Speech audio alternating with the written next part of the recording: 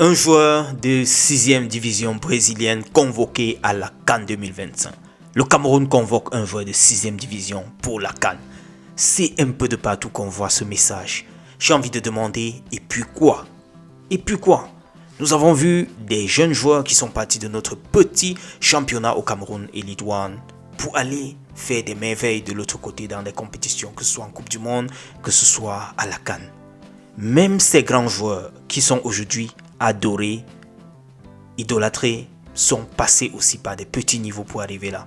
Moi je pense, c'est pas parce que celui-là joue en 6e division ou bien 4e, something like this, ce n'est pas pour ça qu'on va le juger. Laissons-le nous montrer ce qu'il sait faire au pied du mur. Qu'est-ce qui nous dit que ce n'est pas quelqu'un que le coach connaît très bien? La preuve, on nous fait d'ailleurs savoir que dans les U20, il a déjà eu à travailler avec le coach. Pourquoi le juger juste comme ça par le niveau du championnat où il est en train d'évoluer? Qu'est-ce qui nous dit que c'est toujours ceux-là qui sont dans des grands clubs qui maîtrisent tout? J'ai envie de dire que je suis parmi ceux-là qui épousent la thèse de devoir chercher ceux qui ont le Hemley, l'envie de gagner, l'envie de prouver pour les mettre sur le stade. Parce que là, ils peuvent nous apporter beaucoup de choses. Parce qu'ils ont soif, ils ont faim de montrer ce qu'ils savent faire. Par contre, nos grands joueurs qui sont dans les grands clubs, ils ont des comptes pleins, ils n'ont plus rien à prouver, ils savent entre guillemets que leur place est assurée, comme le président de l'Africa Foot disait il y a là un moment. Le président de l'Africa Foot avait bien vu, il disait que personne n'a sa place assurée. Ça c'était pour amener les gars à être plus compétitifs dans la tanière. Mais qu'est-ce qu'on voit aujourd'hui? C'est plutôt des balades, les gars sont sûrs de personne ne donne de l'énergie sur le terrain pour pouvoir mériter sa place. Et ce qui se passe aujourd'hui, on ne gagne plus. Les amis, ne le jugeons pas comme ça, laissons-le, le sélectionneur sait ce qu'il a fait. En tout cas, parlant de sélectionneur, le voilà. Il est déjà sur place en train d'attendre ses poulains avec le coordonnateur des équipes nationales et le team manager des équipes nationales.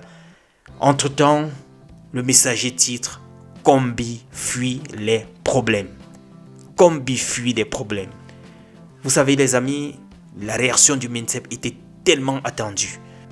On attendait que le MINSEP réagisse après le limogeage par l'Africa Foot de Marc Brice, après le remplacement de Marc Brice, si on peut dire comme ça. Et là, le MINSEP a déjoué tous les pronostics. Il a déjoué tous les pronostics en validant l'équipe mise en place par l'Africa Foot. Et tout ce qu'on peut dire maintenant, c'est juste que place au boulot.